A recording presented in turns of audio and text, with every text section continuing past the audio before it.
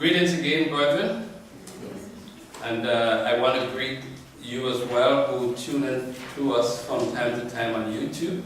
Thank you for your encouragement. You encourages us to continue to be placed in our messages and songs because you enjoy them. We trust and hope that it reaches those that does not know God the way we does. Today's message is priorities. It's this thought that came to me. You know, we go through different things in life, and it really speaks about putting things in order, making sure that the things that are most important are given the most attention to. And so we have many things that we go through in life. We have things like our family to take care of, our jobs, other responsibilities, whether it's bills to pay. There was a song I heard when I was a child growing up, the Calypso. Bills, bills every day, right? Bills, bills, mark your pay.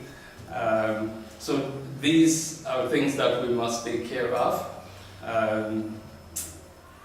Of course, our family, as I said, the church. But you wonder which of these are most important, because that's what priority is all about.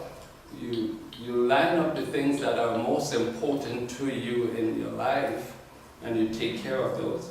As for me, God is the most important person in my life. Yes, honey. You are important too. That means you're second. and so it's my family. All very important to me. God expects us to take care of the things that He asks us to do. He called on Israel. Turn with me to Deuteronomy 17 and verse 1. Deuteronomy 17:1, he says, "Thou shalt not sacrifice unto the Lord thy God any bullock or sheep wherein is blemish, or any ill-favoredness. For that is an abomination unto the Lord thy God." You might ask yourself the question, why is God saying this to Israel, that they should not offer any sacrifice to Him that has blemish? Well, maybe they were. In fact, they were offering sacrifice to God that had blemish, that they did not necessarily care for, or did not put enough into it. They did it because, and weren't totally committed to it. And so, as far as God was concerned, it was not an important thing to them. And so He called them out on it. And God said to Israel, offer it to your king. See if he will accept it. He said it in another place, right? Offer it to your king. See if he will accept it.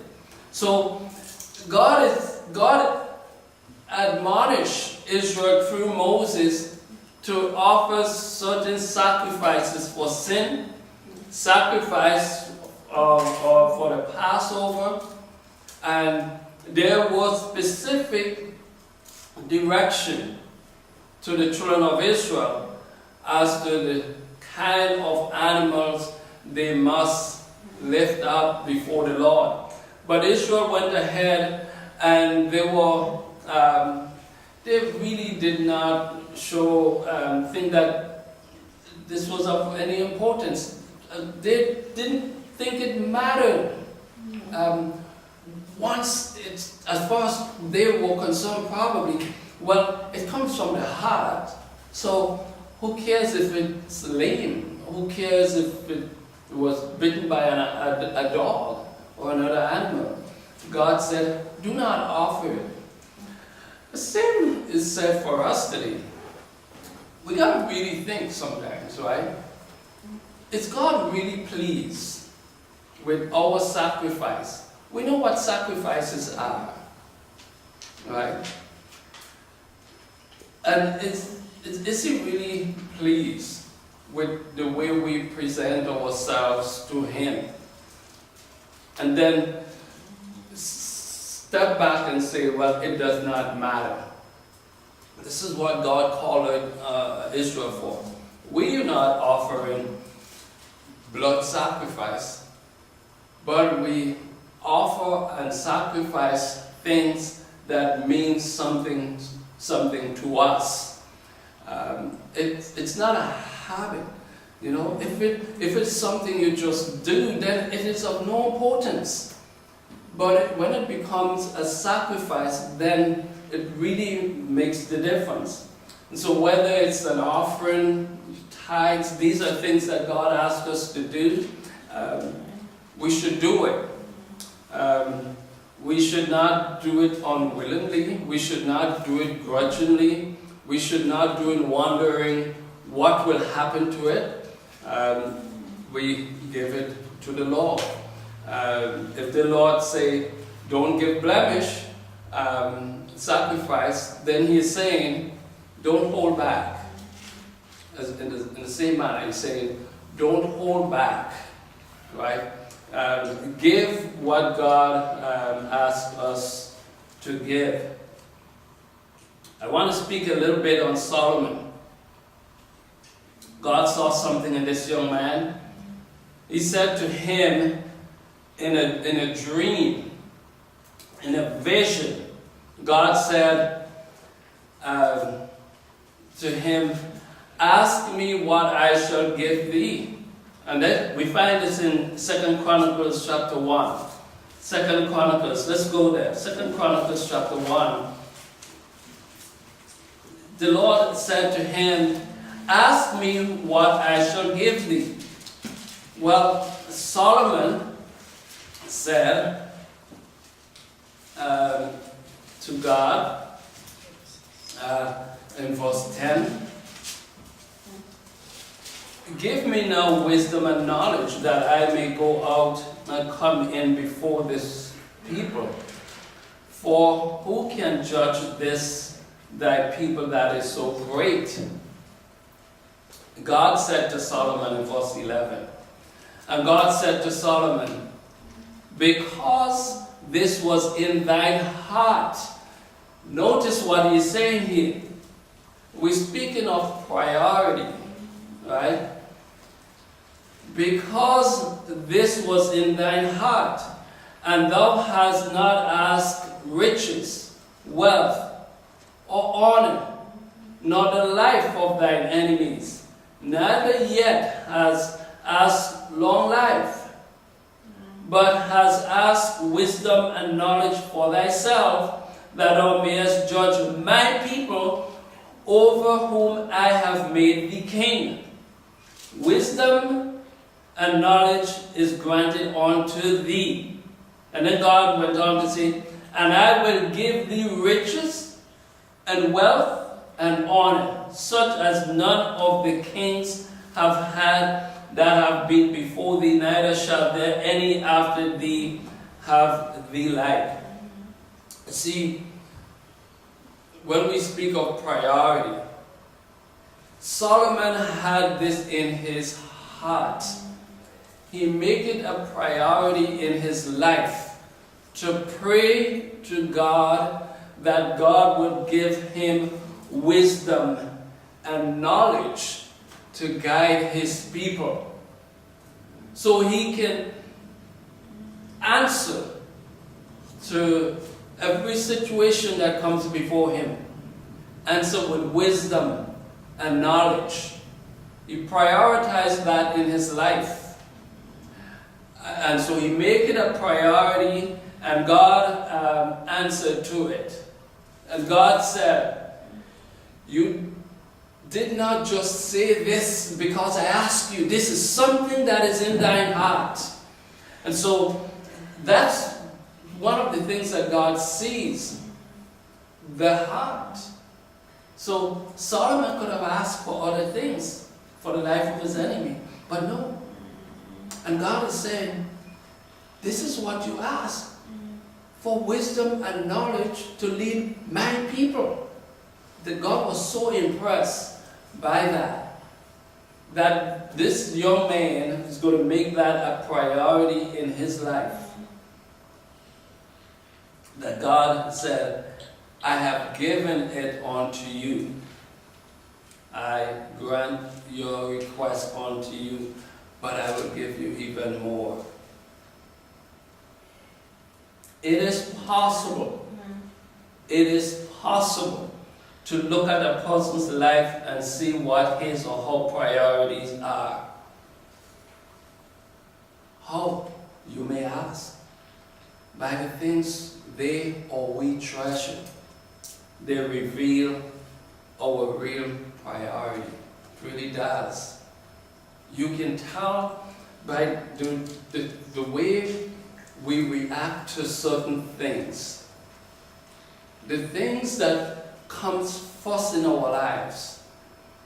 If God is sacrificed for anything in our lives, anything in this world, it means that that thing takes precedence over God. It means that that thing is more important than the service of God. We're talking about priority here. And so, is it possible to judge a matter like that? Yes. I say yes. God saw what was in Solomon's heart. And we can see in individuals the things that are most important. The way they handle their family, their work with their family and their work and relationship and work and family. Which one takes precedence? They are all important. God and family, God and work, they are all important. God is important in our life and should be important in our lives.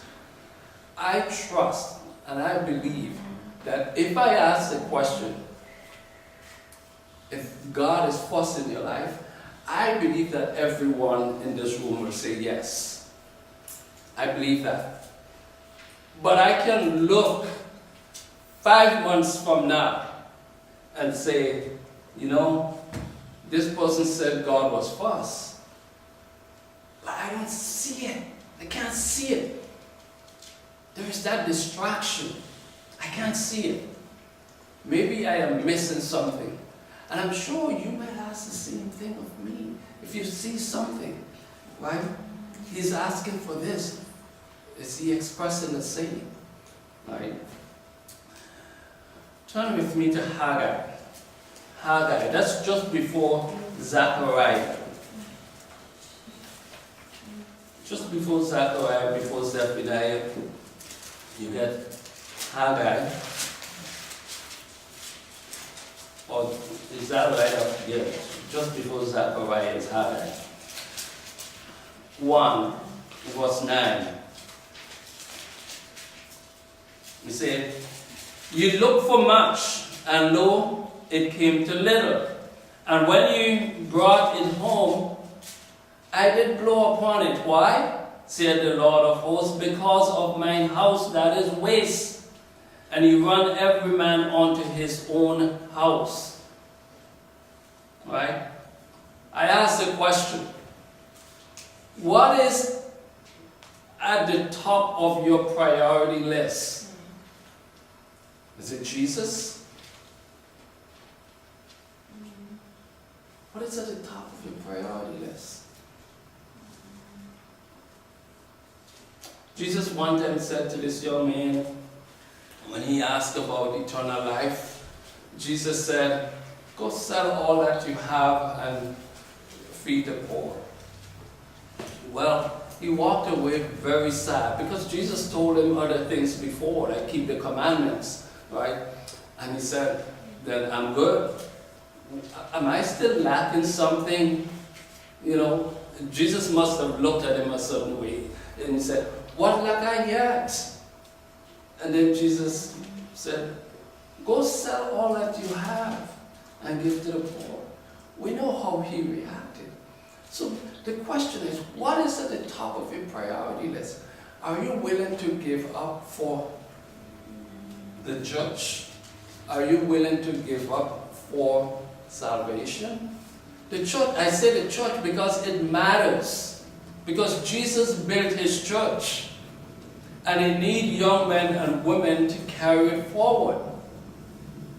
But if it is not on the top of your priority list, then his church is wasted. His house is not cared for. It will suffer. What's on the top of your list? Yes, I know. And I understand that you have school. You know, you want to care for your education. And I encourage it. I have children. I encourage it.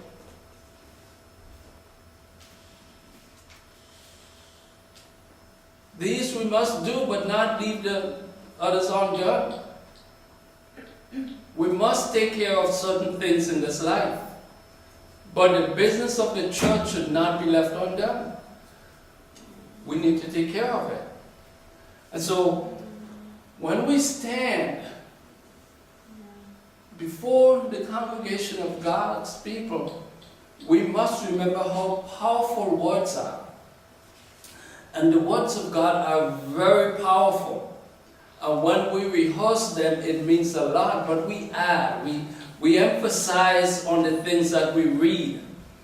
And we put the question out and say, what's on the top of your list? Of your priority list? One scribe came to Jesus and he said, Master, I will follow thee whithersoever thou goest. I remember hearing our young lady sing a song, I will follow him. Means that you're putting him on the top of your priority list. I will follow him. But here is the thing. Jesus said to him, look at Matthew 8. Matthew 8. And I slipped in verse 20 just to make real sense of what this conversation was all about. He wants to follow Jesus, just as you and me. We want to follow him, and I can say we are following him. But sometimes things get in the way. Jesus said to him, foxes have holes, and the birds of the air have nests, but the Son of Man hath nowhere to lay his head.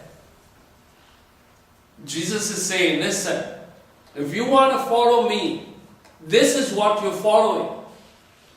But I got better news, brethren. That was then. That was then.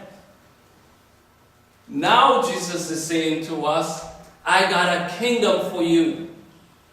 In my Father's house are many mansions, he said. I am preparing a place for you. I will come again and receive you unto myself. Why shouldn't he be on the top of our priority list? He does have a home now. Then he did not. Hear what the disciples said. Another disciple said he must have heard this. And he's like, oh, wait a minute. Are you kidding me? Right? Another disciple said unto him, Lord, verse 21, suffer me first to go and bury my father. But Jesus said unto him, follow me. Follow me. Let the dead bury their dead. It seems very mean. And lack of understanding, maybe, of a situation. Was this young man or this man's father really dead? Really? Was it an excuse? Jesus must have seen right through him. Was he worried about inheritance?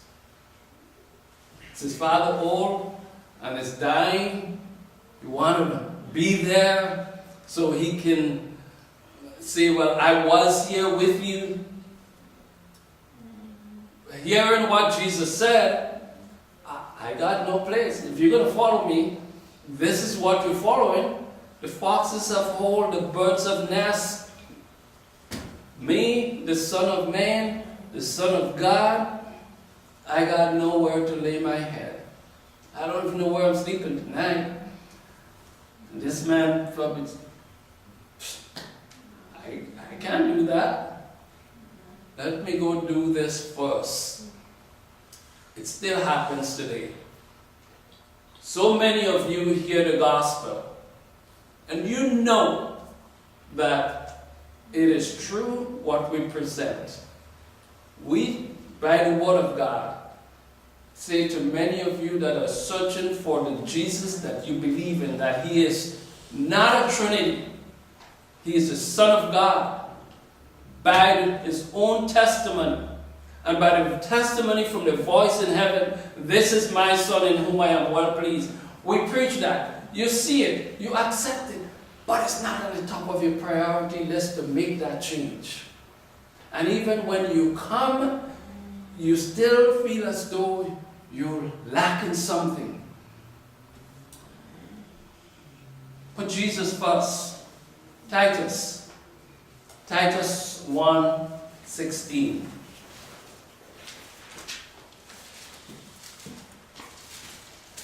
Titus 1:16.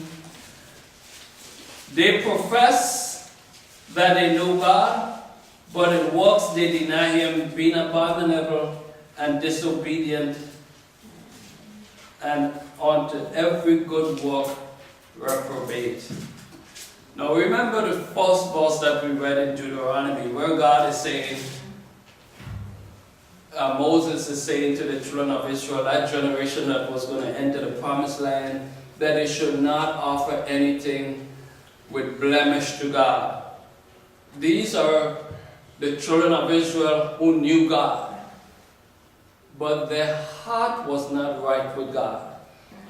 Titus, here's this testimony here, that there are many who profess, but are still offering blemishes to God. Their heart is blemished.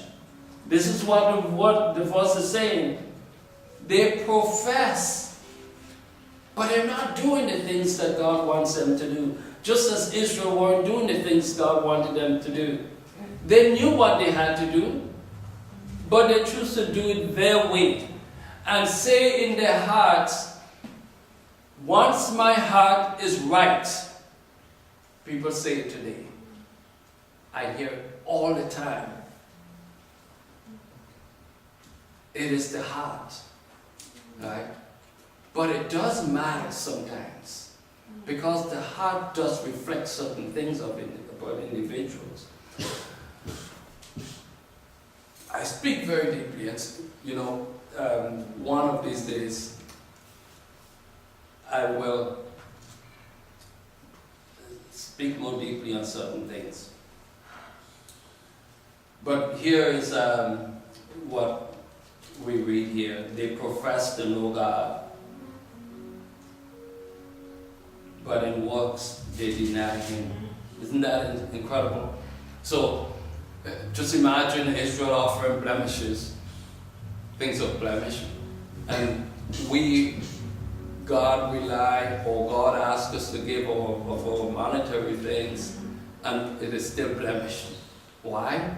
Because it is not total. See? And God wanted a total, clean animal. And so it must be for us. It must be total. So, one of these days, I'll have a message on distraction. because I think it fits with this. Because things does distract us from doing what is right.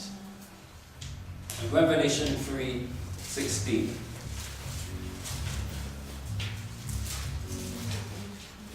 Uh, 17. 3:17. Let's read 16 first, okay? So then, because thou art lukewarm and neither cold nor hot, I will spew thee out of my mouth. God is speaking to the Laodicean brethren. In verse 15, let me read verse 15. I know thy works, that thou art neither cold nor hot.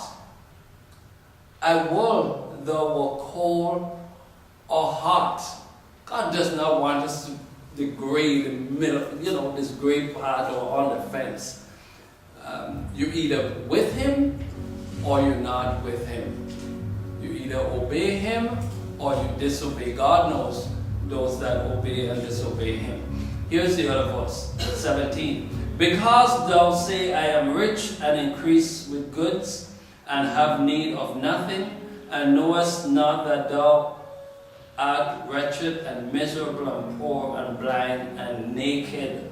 Right? So here is that message to the Laodicean church. And God is saying, I know your works.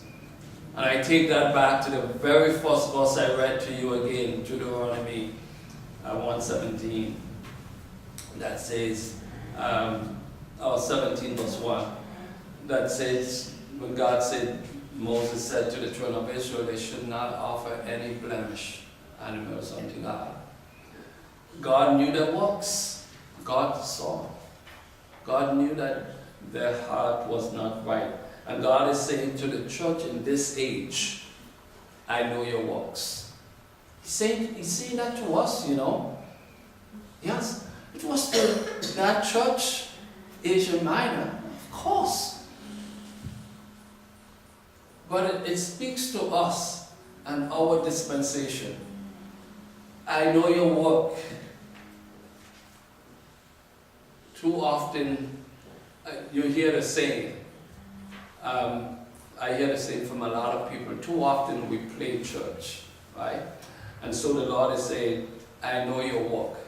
You're playing a Christian, but you're not. You're pretending to be a follower of Christ, but your works does not show it. Right? That is what he's saying here. You're not cold, you're not hot. Where are you? God does not like lukewarm, and so he's saying, I will spew you out of my mouth.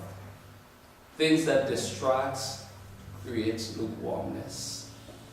And so, or he's saying here, you're rich. I don't need to do this anyways. I got a blessing. I got wealth. Well, what is it in obeying God and doing this and in doing that? Well, it says that blessing will follow you. Guess what? I got it. All things are God's, and he can take it from us. He's saying, don't trust in uncertain riches. You have all your goods, but you do not know that you're miserable, poor and blind and naked. Without God in our lives, we are naked, we are miserable. That's how God sees so many people in this world. Miserable, unfruitful, naked, worthless. It is true. That's how God sees. And so the question is, what is priority? What takes priority in your life? Does God? If not, let him be the first in every aspect of your life going forward. God bless you. Amen.